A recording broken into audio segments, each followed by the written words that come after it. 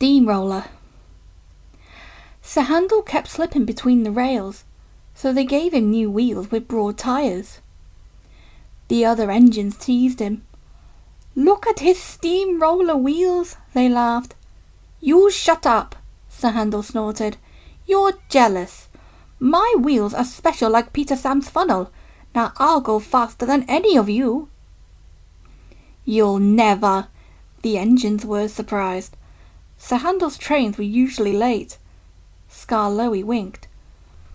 "With your grand new wheels, Sir Handel," he said gravely, "you're just the engine to tackle George." "Who's George?" Sir Handel asked. While Sir Handel was in the shed waiting for his new wheels, workmen had come to widen the road which ran for a mile or two beside the railway. They pulled down the wall, and nothing now protected the line. George was their steamroller. He chuffered to and fro, making rude remarks when the engines passed. "Railways are no good," he would say. "Pull 'em up! Turn 'em into roads!" Skarloey had often heard that talk before, and he warned the others to take no notice.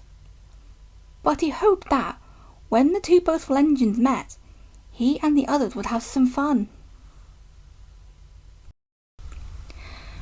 "Don't worry any more," said Sir Handel importantly, when they told him about George. "Leave him to me. I'll soon send him packing." Next morning, George was standing near the halt by the level crossing. "Huh," he said. "You're Sir Handel, I suppose." "And you, I suppose, are George. Yes, I've heard of you."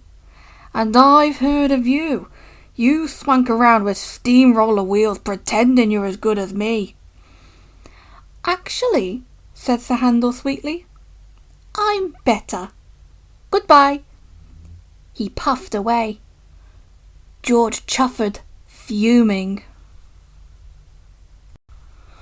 One afternoon, Sir Handel had to bring a special load down after the last train had gone. When he reached the road, he saw George trundling home. "Beep, beep, beep." George took no notice. He trundled along close to the track. There was barely room to pass. "Beep, beep, beep." Sir Handel slowed and crept cautiously alongside. "Get out of my way, you great clumsy road hog," he hissed. "I don't move for imitation steamrollers," retorted George with spirit. They lumbered along side by side, exchanging insults. No one could ever explain what happened next.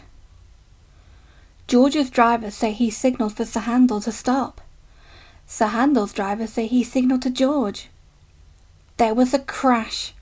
The brake van tilted sideways, and the guards scrambled out to find George's front roller nuzzling his footboard. The two drivers were hotly arguing whose fault it was. A policeman strolled up in time to stop the argument, turning to fisticuffs.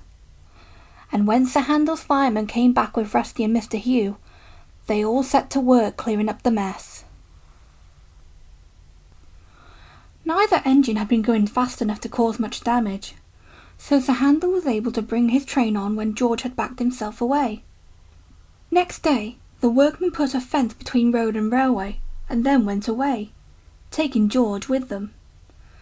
This was because they had finished their work, but Sir Handel thought he had made George go away.